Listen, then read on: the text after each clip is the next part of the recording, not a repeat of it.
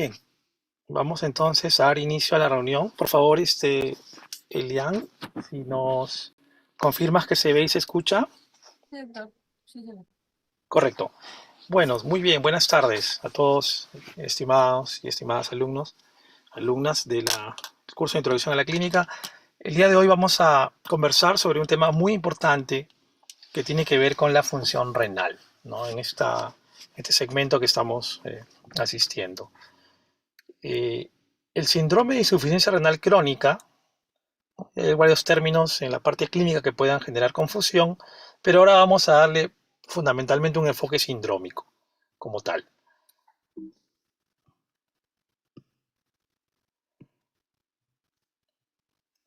Este síndrome que vamos a conversar el día de hoy, quien les habla es el doctor Miguel Guevara, yo soy médico internista de la sede del Hospital Rebagliati, del curso de Introducción a la Clínica. Muy bien, ¿por qué es importante tener en cuenta y conocer este síndrome de insuficiencia renal crónica? Primero, que es un gran problema de salud pública, ¿no? Que impacta sobre no solo el paciente, la familia, la sociedad y los servicios de salud, por los altos costos que esto implica, ¿ya? Entonces, más o menos puede llegar a afectar hasta el 10% de las personas adultas y lamentablemente muchos de estos se detecta en etapas avanzadas de la enfermedad que vamos a verlas más adelante. Al ser un problema de salud pública, todos como médicos en formación o ya en ejercicio, tenemos la obligación de generar o participar en las estrategias de detección temprana, reconocimiento y diagnóstico para evitar las complicaciones. Lo segundo, que es un tema de alta morbilidad. El paciente generalmente termina con una hospitalización. Hay un alto riesgo de hacer una insuficiencia respiratoria asociada al daño renal y las causas más frecuentes de ingreso a la diálisis, que es el evento agudo más importante que implica al paciente, son la nefropatía diabética y la hipertensión. Cuando yo hablo de importante, hablo de destacado. Por favor, tomen nota, porque probablemente vamos a hacer esa observación a la hora de las evaluaciones. También es un factor de riesgo cardiovascular, muy importante, ¿no? Solamente cuando el paciente deja de tener función renal normal y comienza a avanzar en su enfermedad, el riesgo de muerte por enfermedad cardíaca sube de 10 a 20 veces de lo basal, ¿no? Miren lo importante que es. Y aquí algo que mencionábamos, el costo del tratamiento, ya sea de la diálisis o finalmente del trasplante, es muy alto, ¿no? Es muy alto, es muy costoso para los sistemas de salud y para la sociedad en total. Así como también es muy costoso el manejo de todas las complicaciones cardiovasculares que implica la insuficiencia renal crónica. Entonces, si nosotros sobre este supuesto, ¿no? Donde tenemos un elemento importante de lo que viene a ser salud pública, de la mortalidad, del riesgo cardiovascular, del alto costo que significa los tratamientos, yo pregunto, ¿qué cosa es el síndrome de insuficiencia renal crónica? ¿Qué es finalmente? Digo, este es un síndrome clínico humoral, ¿no? Que resulta, miren, de la pérdida, ojo, sostenida y progresiva de la función renal. Pérdida sostenida y progresiva de la función renal que puede variar desde una etapa subclínica hasta una etapa florida sintomática y cuyo destino final es el estado urémico o la uremia, ¿no? En su fase final es fatal a corto o mediano plazo, a menos que pueda realizarse un tratamiento de sustitución de la función renal, ya sea a través de la diálisis en sus diferentes modalidades y o un trasplante renal. Eh, Su compañera Elian, ¿se escucha y se ve, por favor, que confirme para poder continuar? Sí, doctor. Se ve con normal. Gracias, muy amable. Entonces, clínico humoral, pérdida sostenida y progresiva de la función, ¿no? Es fatal a mediano o largo plazo cuando la evolución de la enfermedad se presenta, si es que el paciente no recibe el tratamiento de diálisis o un trasplante renal. Entonces, si yo quiero entrar en una definición más operativa de lo que estoy hablando, diría que es una pérdida progresiva, por lo menos de 3 meses a más, e irreversible de la función renal, cuyo grado de afección lo determino a través del filtrado glomerular, ¿no? Más o menos el estándar es menos de 90 mililitros por minuto ambientado a 1,73 metros cuadrados de superficie corporal. Como consecuencia, los riñones pierden su capacidad para eliminar desechos, concentrar la orina y conservar electrolitos en la sangre. Miren qué importante, ¿eh? No puedo eliminar desechos, no puedo concentrar la orina y no voy a poder hacer la homeostasis de los electrolitos en la sangre. Eso es insuficiencia renal crónica. Entonces, ¿pero qué ha pasado? ¿Por qué ocurre esto o cómo ocurre esto? Y acá viene el segundo concepto, ya habíamos remarcado el primero. Para que una nefropatía dé lugar a ese síndrome, debe tener dos características fundamentales: ser bilateral y difusa, y de evolución obviamente lenta y progresiva. Ser bilateral y difusa y de carácter lento y progresivo. Hay varias teorías que han tratado de explicar estos cambios fisiopatológicos que acontecen o que preceden a la falla renal, la insuficiencia renal crónica. Están entre ellas, la más conocida es la teoría de las nefronas intactas, ¿no?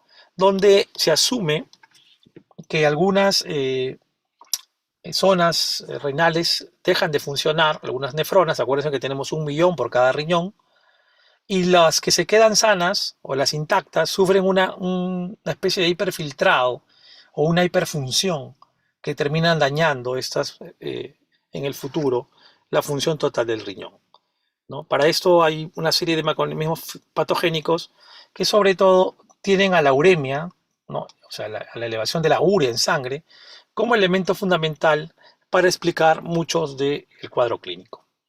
Entonces, ¿qué cosa es la progresión de la enfermedad renal crónica o de la insuficiencia renal crónica? Significa, finalmente, la pérdida de todas las funciones que cumplen estos órganos, o los riñones: filtrado, depuración de sustancias, mantenimiento cuantitativo y cualitativo del medio interno. Miren, regula la presión arterial, la pierdo. Pierdo la posibilidad del balance hídrico, concentración o dilución de la orina. No puedo hidroxilizar la hidroxilación de la vitamina D, y finalmente tampoco voy a producir esta hormona importante, ¿no? Que tiene que ver con la anemia, que es la eritropoyetina. Entonces, todos estos cambios van a generar, ¿no?, un daño progresivo y van a aumentar la mortalidad, sobre todo en el aspecto cardiovascular. Cuando digo cardiovascular estoy hablando de lesiones a nivel cardíaco, infarto de miocardio, a nivel cerebral, accidente cerebrovascular, etc.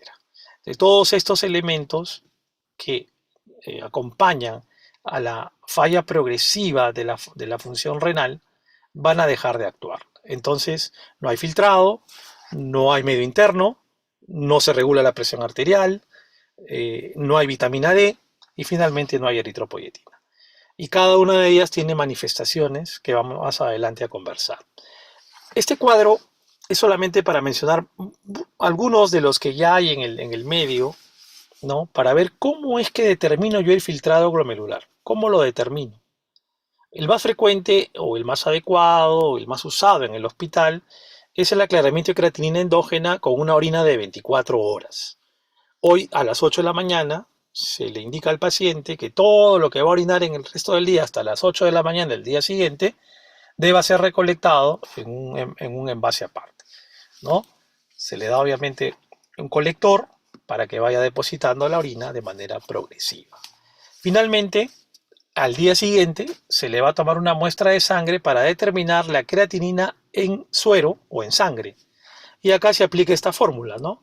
La creatinina que vamos a encontrar en esa orina de 24 horas entre la creatinina sérica, y a eso le agregamos el volumen de la orina en esas 24 horas, transformándolo en mililitros minuto.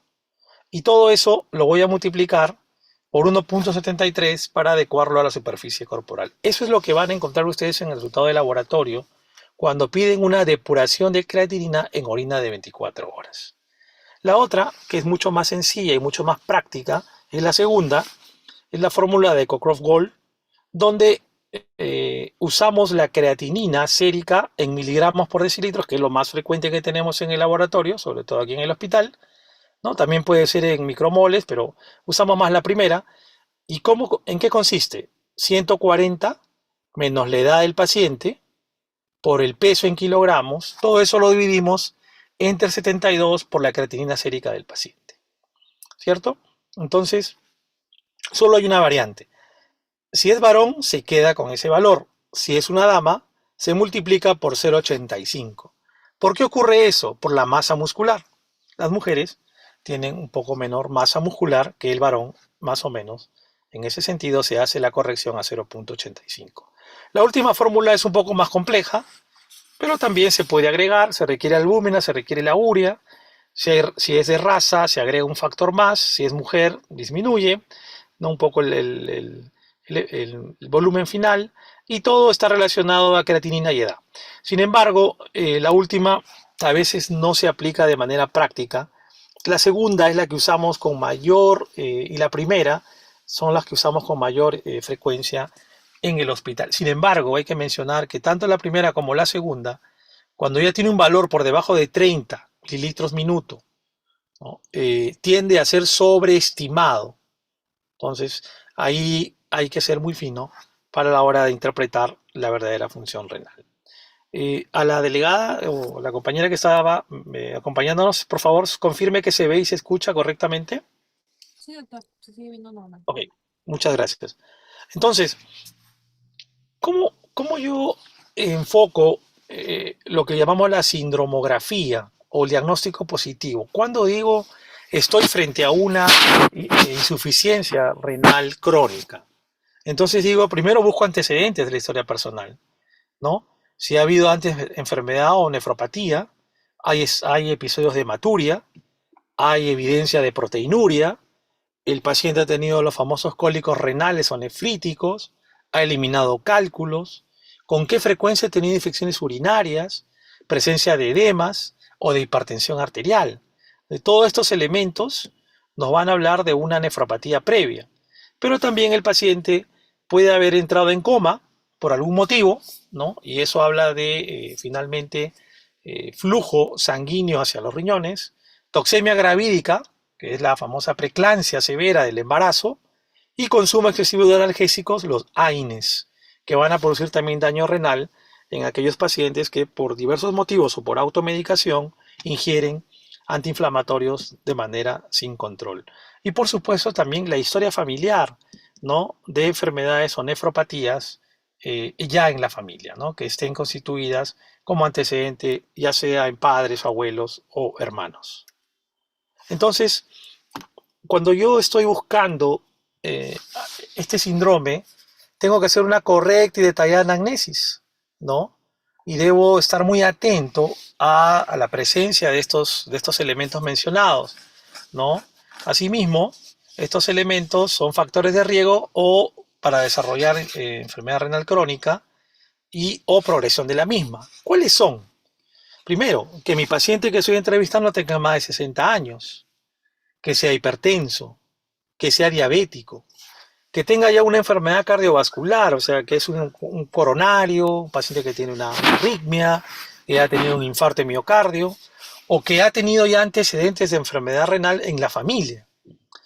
Los chicos que nacen prematuros, ¿no? Con el nacimiento con bajo peso, está asociado a menor número de nefronas, así como a la prematuridad, y a desarrollar posteriormente insuficiencia renal crónica, ¿no? También, evidentemente, la pérdida de masa renal, una nefrectomía, ¿no? Etcétera, o algún trauma renal, donde se pierde uno de los riñones, también va a tener mayor riesgo de que el paciente desarrolle enfermedad renal crónica o insuficiencia renal posteriormente, ¿no? Y fundamentalmente también la presencia o no de hiperfiltración glomerular o algunos elementos que van a dañar el riñón de manera crónica. Y otra cosa importante que también debemos tomar en cuenta, si bien es una asociación estadística, funciona o es importante tomarla en cuenta. En los estratos sociales menos favorecidos, ¿no? Los estudios epidemiológicos demuestran que tanto el bajo nivel social y cultural y económico se asocian negativamente a una enfermedad de mayor severidad y de mayor compromiso, ¿no? Entonces, ese también es un factor que habría que tomar en cuenta a la hora de evaluar a nuestro paciente. ¿Qué debo hacer frente a mi paciente en el que ya la historia y los antecedentes y los factores de riesgo han aparecido? Hago mi exploración física. Debo de todas maneras pesar al paciente, ¿no? No es ese peso así al tanteo, sino debo pesar al paciente. Hay balanzas en cada servicio o en los consultorios. Hay que tallar al paciente y evidentemente hay que evaluar posibles malformaciones o trastornos del desarrollo, algunas congénitas que están relacionadas a enfermedades renales. Obviamente tengo que también tomar la tensión arterial, ¿no? De manera correcta, ya como la hemos aprendido, ¿sí? El examen del fondo de ojo, ¿no? Explorar adecuadamente el sistema cardiovascular, el corazón, los pulmones, palpar el abdomen para buscar masas o riñones palpables, ¿no? O dolor a nivel lumbar. En el varón, si nuestro paciente es varón, es imprescindible hacer el tacto rectal. Otra vez, miren, es imprescindible hacer el tacto rectal. Ya lo estoy reiterando, para examinar la próstata, ¿no? Y obviamente en las extremidades vamos a observar la presencia de edemas y deben explorarse, como no, los pulsos periféricos si están presentes y son simétricos. Esta foto es un elemento que nos va a permitir entender. Miren cómo los pacientes que están en diálisis o finalmente algunos que tienen la suerte de ser trasplantados, ¿no? Son solamente lo que se conoce como la punta del iceberg, ¿sí? Para los pacientes en total que tienen enfermedad renal crónica, ¿no? Entonces, es importante ver cómo todo el panorama se puede complicar si es que no tenemos en cuenta esto. Miren la cantidad de pacientes que van a llegar o que tenemos por diagnosticar, por evaluar y explorar, y que algunos de ellos o muchos de ellos van a llegar finalmente a la diálisis o al trasplante. Entonces, encuentro yo a mi paciente que está en esta insuficiencia renal crónica. Lo puedo dividir en dos fases, ¿no? La fase compensada, donde están los primeros 4 estadios, y la fase descompensada, ¿no? Ahí vemos al riñoncito ya está en rojo, ¿cierto? Entonces, en la primera fase, aún compensada, podemos hablar de un estadio o un grado 1, donde básicamente hay una manifestación de tipo humoral, ¿no? Por una filtración glomerular que, aunque disminuida, se encuentra por encima todavía o alrededor de los 90 mililitros por minuto. Aquí, clínicamente o semiológicamente, todavía no voy a tener la posibilidad de observar mayores cambios, pero si paso al grado 2, ya voy a ver en la sangre también ligeros aumentos de la creatinemia o la creatinina y de la urea. Y la filtración va a bajar entre 60 o menos de 90, ¿no? 60, 80. Ya en el estadio 3 o grado 3, ya miren, acá viene la semiología. Aparece la poliuria con nicturia. Poliuria con nicturia, ¿no? Y ya vamos a ver que el paciente puede empezar a aparecer hipertensión arterial y ya la función renal se va perdiendo de manera más importante. Ya hay anemia en el paciente, o sea, voy a tener un estado de anemia. Ya ustedes conocen el síndrome anémico, entonces van a haber síntomas relacionados a esto. La urea y la creatinina van a estar elevados y la filtración obviamente baja de 60, pero es mayor que 30. Un estadio 4, todo lo anterior descrito, o sea, la poliuria, la nicturia, la presión arterial, la anemia, todo se hace más evidente, ¿no? Y la piel se vuelve terrosa, la famosa palidez terrosa del paciente renal. Hay manifestaciones digestivas, básicamente náuseas, hiporexia, intolerancia, puede haber hemorragia también, y edema de miembros inferiores. El aliento es halitoso y aquí la filtración ya está entre 15 y menos de 30, ¿no? Mililitros por minuto. Entonces, cuando llego yo al estadio 5, ya el estadio descompensado, donde la filtración es crítica, ya muy marcada, entonces más o menos estamos hablando de 15 mililitros minuto por debajo de este. Este cuadro clínico es compatible como uremia terminal. En la uremia terminal hay un agravamiento de todo lo anteriormente mencionado. Pero además, ¿qué se agrega en encefalopatía? Hay enfermedad ósea, calcificación y necrosis de los tejidos blandos, la famosa calcifilaxis, ¿no? Prurito, hiperlipemia, hay intolerancia a la glucosa, la anemia se hace mucho más evidente, el paciente tiene tendencia a las hemorragias, la inmunidad baja, es un paciente inmunosuprimido, hay miocardiopatías y disfunción sexual.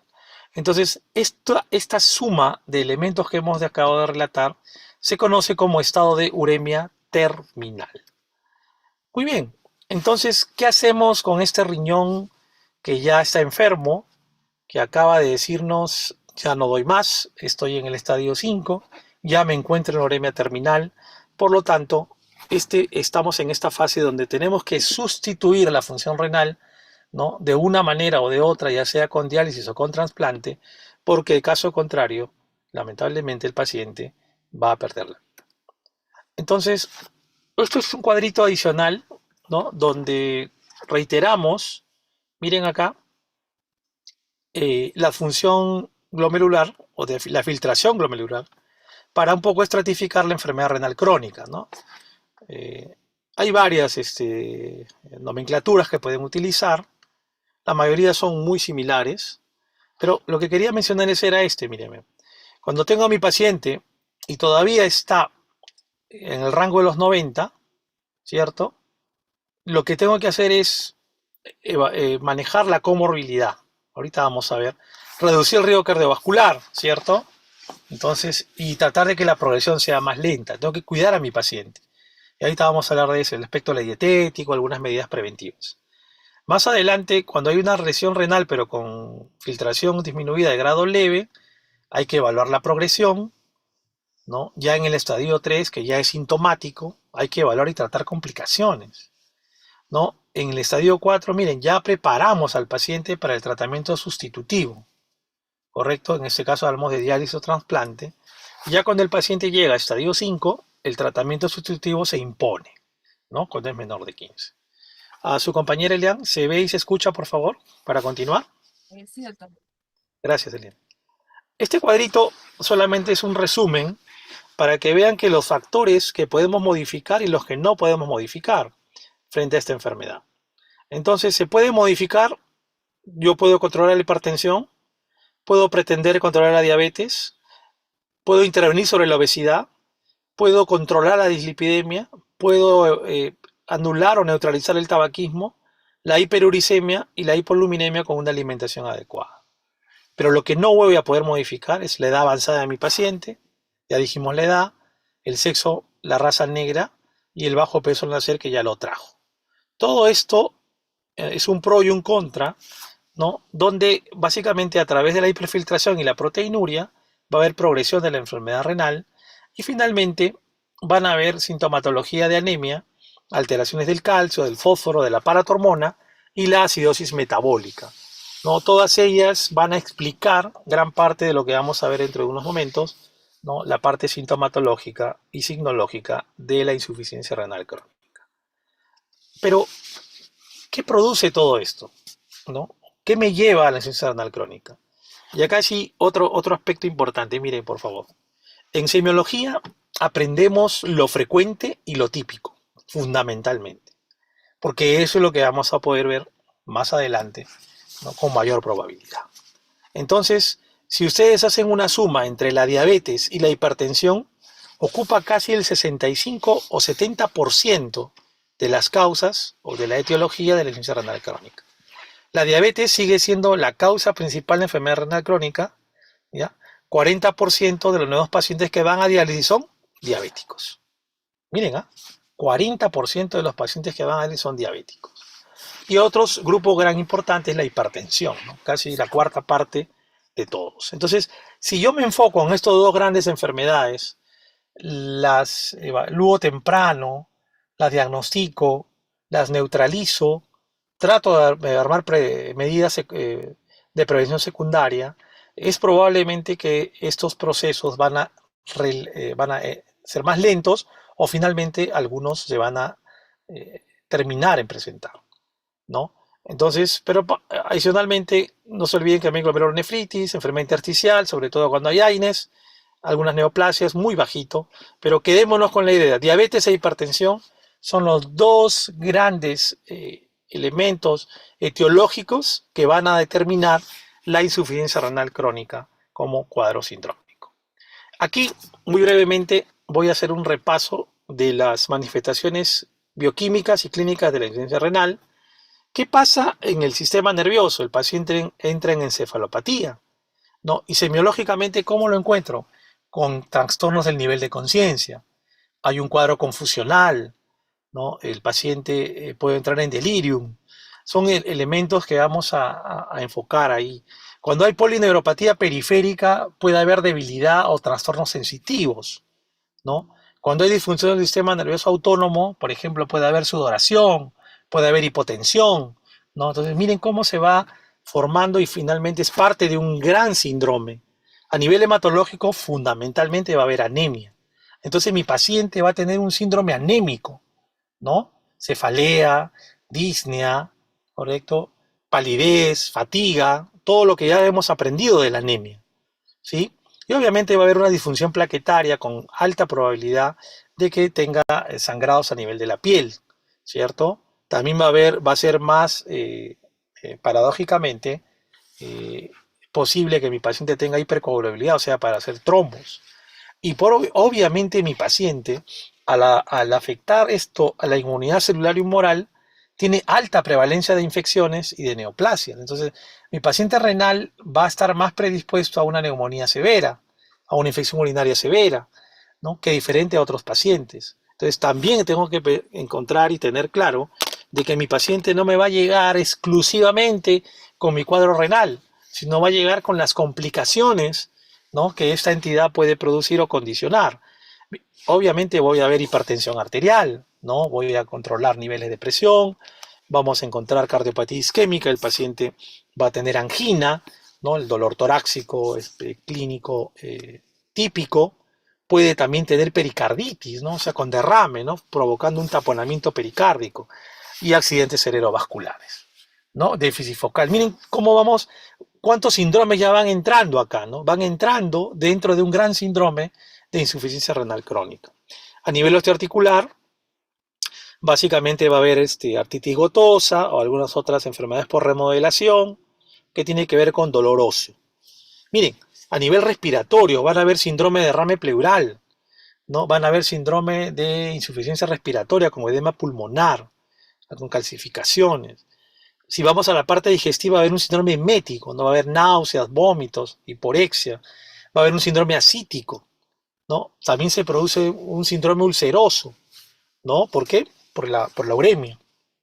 Y así vamos a tener mayor posibilidad de diverticulitis. Miren cómo vamos viendo que varios síndromes encajan o están dentro de un síndrome mucho más grande. Obviamente vamos a encontrar un mal estado nutricional, con una baja de peso, de la masa muscular, etcétera. A nivel obviamente ya metabólico y endocrino hay muchos cambios hormonales, están ahí para que los revisen. El paciente, si es mujer, va a haber amenorrea, ¿no? Tanto en el hombre como en la mujer va a haber disfunción sexual, en el varón disfunción eréctil. Y en la piel, lo que ya hemos conocido, ¿no? La famosa cerosis, ¿no? El prurito del paciente renal, la hiperpigmentación, de ahí viene la famosa palidez terrosa también, ¿no? Y cuando uno habla de calcifilaxis, habla de calcificación de tejidos blandos, ¿no? Calcificación de tejidos blandos. Las arterias pueden volverse duras como que fuera un tubo de yeso, ¿no? O calcificaciones a otro nivel, en la ingle, por ejemplo. A nivel psicológico, la depresión. Y así podemos relatar otros elementos bioquímicos que vamos a encontrar, pero solamente quiero mencionar algo, ¿no? La hiperpotasemia, fundamentalmente la hipercalemia, y la acidosis metabólica, ya que son elementos que vamos a encontrar con mucha frecuencia en el paciente con insuficiencia renal crónica.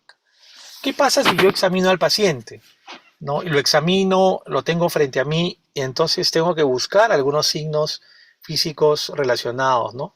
La pigmentación de la piel es una piel más oscura, ¿no? Por la retención de melanina y los urocromos, ¿no? No se eliminan, se quedan en la piel y el paciente está más oscuro. Hay lesiones por rascado, ¿no? El paciente tiene prurito, sobre todo asociado a hiperparatiroidismo secundario, desarrolla prurito, espalda, tórax, brazos, ¿no? Hace un rascado. Definitivamente hay hipertensión. En el 80% de los pacientes con insuficiencia renal crónica, ¿no? Hay hipertensión, ya sea por la retención de agua y sal complementaria o secundaria que se ve. No se olviden también que puede haber un edema agudo de pulmón y edema periférico, ¿no? Sobre todo cuando hay síndrome nefrótico, cuando hay glomerulonefritis membranosa, ¿no? O insuficiencias cardíacas. El frote pericárdico, ¿no? Ese frote que yo puedo ocultar en el mesocardio, ¿no? Cuando yo le pido al paciente deje de respirar y en eso, tanto en la sístole como en la diástole, escucho un frote. Ese frote pericárdico me va a hablar a mí en este contexto de una pericarditis urémica. Eso es una emergencia nefrológica. No se olviden, es una emergencia nefrológica la pericarditis urémica, porque si no la tratamos, si no la detectamos, el paciente va a poder fallecer por un taponamiento cardíaco. Es tan urgente que el paciente tiene que entrar a diálisis de inmediato, ¿no? Y ni siquiera de cualquier forma, sino son diálisis diarias, cosa que no es lo usual, ¿no? Entonces, para que vean lo importante que es la pericarditis urémica cuando ésta se encuentra. Y finalmente, cuando también hay derrame pericárdico, ya llega el extremo, ya no va a haber hipertensión, sino va a haber hipotensión, intención yugular, el famoso pulso paradójico. ¿Por qué? Porque el derrame pericárdico ya vino con taponamiento cardíaco. Entonces, esos signos físicos tenemos que tenerlos muy presentes a la hora de evaluar nuestro paciente con falla. Aquí, para ir terminando, esta paciente desarrolló una enfermedad renal crónica estadio 5 con una nefropatía diabética, ¿no? Si ustedes la ven, hay un apósito ahí en la zona superior del cuello, donde está su catéter venoso central, donde se le inició la diálisis, ¿no? Ella está un poco edematosa, ¿cierto? Ahí mejorando, pero hay una palidez también que se va acentuando, ¿no? Una paciente que diabética de más o menos más de 15 años, casi para 18 años de evolución, finalmente desarrolla, ¿no? Un síndrome nefrótico primero y después finalmente llega todo con el cortejo sintomático de la insuficiencia renal crónica, parte de lo que hemos mencionado. Esta paciente es otra adulta mayor que llegó sí con otros procesos de todo de carácter respiratorio y ya también renal, y ella tuvo que ingresar a diálisis, fue en estadio 5 por una enfermedad poco frecuente, pero que nosotros sí la vemos, que se llaman vasculitis, ¿no? Las vasculitis sistémicas, en este caso, con compromiso renal tipo ANCA positivo, ¿no? Llamadas las poliangitis microscópicas. ¿Por qué la paciente está así, no solo más edematosa y está rubicunda, ¿no? Por esta fase medio cuchinoide, porque ella se controló y pudo mejorar por el uso adecuado de los corticoides en este caso, y también vemos, como no, su apósito que está en este momento cubriendo su catéter venoso central, ¿no? Para la diálisis para la que se le sometió en varias oportunidades. Y finalmente este paciente, mírenme, este paciente lo hemos tenido mucho tiempo, es un profesor de matemática, muy, muy correcto el señor. Él sufría de nefropatía hipertensiva, ¿no? Fue trasplantado renal, ¿no? Hace algunos años. Lamentablemente rechazó el injerto, ¿no? Y otra vez tuvo que regresar a diálisis y desarrolló hiperparatiroidismo secundario, ¿no? Vemos la palidez terrosa de él, básicamente, ¿no? Está mucho más controlado, pero evidentemente no pudo continuar con el injerto y desarrolló rechazo, ¿no? Entró nuevamente al programa. No, él sí tiene una fístula, por eso que no le vemos en el cuello nada. Tiene una fístula en uno de los miembros superiores, por eso es que no se le ve. Entonces, esto es el panorama que vamos a encontrar en el síndrome de insuficiencia renal crónica. Si hubiera alguna pregunta, por favor, con el mayor gusto.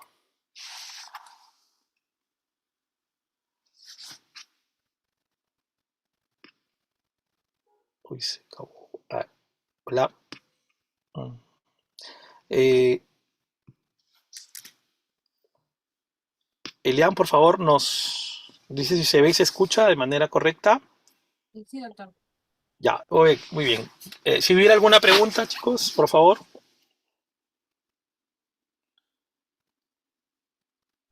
Muy bien. Doctor, Ya, doctor, disculpe, yo tengo una pregunta. sí, adelante, adelante. Eh, Sí, doctor, en las manifestaciones clínicas mencionó que podríamos encontrar casos de hiperpotasemia y de hipopotasemia. Tengo entendido que la hiperpotasemia es más infrecuente en casos avanzados, pero ¿cómo, o sea, en qué casos o en qué estadios podría encontrar uno y el otro? ok. Lo que pasa, a ver, lo más frecuente y lo más probable es que encuentres a un paciente con enfermedad renal crónica que recién lo estás evaluando es que hagas hiperpotasemia o hipercalemia. Por una razón sencilla, así como la urea y la creatinina, el potasio no se elimina por la orina. Entonces, ¿cómo vas a darte cuenta? Obviamente lo vas a tener que dosar a nivel sérico, pero las manifestaciones semiológicas de la hipercalemia son dos fundamentalmente. Uno son las arritmias. El paciente va a desarrollar taquicardia o taquiarritmia. Ese es un primer concepto. Y el segundo es el tema a nivel de la fuerza muscular, ¿no? La discalemia, también así la hiperpotasemia o la hipercalemia, va a generarte debilidad muscular. Esas son las dos formas en que te va a llegar el paciente, ¿no? Además, evidentemente, de todo el cortejo sintomático. Te sugeriría que te quedes con la hipercalemia, que es lo más frecuente y es lo que vemos, digamos, de manera habitual en los pacientes que están iniciando o están debutando o recién se les hace el diagnóstico de insuficiencia renal crónica. Cuando hablamos de hipopotasemia, realmente es al revés. Algunos pacientes que ya están en diálisis, que se han excedido en el ultrafiltrado, en la diálisis y lo hemos dejado con bajo potasio, o cuando se le ha dado algún tratamiento adicional para manejar la falla renal crónica, pensando en que bajar el potasio digamos, estrategias médicas, a veces se usa insulina, por ejemplo, ¿no? Pero eso es lo menos frecuente. O sea, te sugeriría que si bien conocer teóricamente que hay ambos, realmente en la práctica lo que vas a ver es la hipercalemia. ¿No? Otra cosa, para que sepas también que hay hipercalemia, se suele tomar un electrocardiograma, ¿no? Y se van a ver las famosas T picudas, ¿no? Del electrocardiograma. Y todo eso lo vas a verificar con el potasio sérico que vas a ver en sangre, ¿no? En el laboratorio. ¿Sí? Cuando hay un potasio mayor de 7, eso se llama hipercalemia severa, se hacen algunas medidas médicas y cuando esas medidas médicas no funcionan, el paciente tiene que dializarse. Es una indicación de diálisis de urgencia cuando no revierte con las medidas iniciales. No sé si con eso he respondido a tu pregunta. Sí, doctor, muchas gracias. ¿Alguien más que quisiera, por favor, preguntar? Pregunten ahora, con el mayor gusto. ¿Alguna duda? Doctor, tengo una consulta. Usted había mencionado que en cuanto a, a neonatos, cuando nacían prematuramente, tenían como que tendencia a padecer lo que es la enfermedad renal crónica. ¿Y esto se da desde que nacen o es que hay una predisposición a que lo padezcan más adelante? Claro, lo que sucede es que lo que se ha visto en algunos pacientes, no en todos los prematuros, obviamente, pero los niños que nacen antes de las 36 semanas no desarrollan la cantidad de nefrona suficiente, ¿correcto? Entonces tienen una menor cantidad, ¿no? Acuérdense que nosotros vamos a llegar de adultos a tener más o menos 1 millón cada uno. Y con eso nacemos y esas se maduran y esas son las que van a ayudarnos a hacer que el riñón trabaje a lo largo de nuestra vida. Entonces lo que se entiende es que los que nacieron antes y nacieron con una inmadurez y con menos nefronas funcionales tienen más riesgo, ¿no?, de tener esta enfermedad renal crónica, ¿no?, que los que nacieron a tiempo. No significa que todos los prematuros van a tener daño renal. Cuidado, o sea, esto es una asociación más estadística, no es una causalidad. Por eso se llama factores de riesgo. Cuando nosotros en medicina no tenemos una causalidad, o sea, una relación causa-efecto directa, hablamos de factores de riesgo o factores asociados. Y esto se toma así. Por lo tanto, no todos los niños que nacen prematuros van a tener enfermedad renal crónica. Algunos de ellos sí, no pueden desarrollar este problema, sobre todo si se juntan más de un factor, por ejemplo.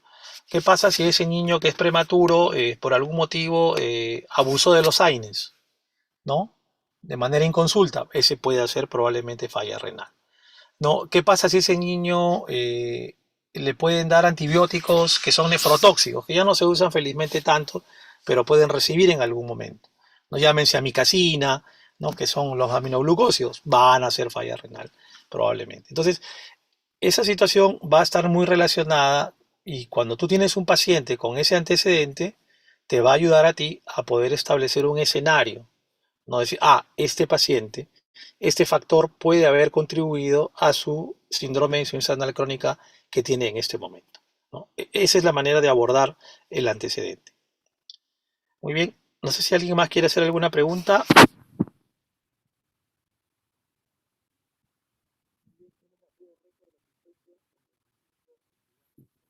Delegado o Elian, que nos ha ayudado. Tómale una foto a la asistencia, por favor, para más tarde.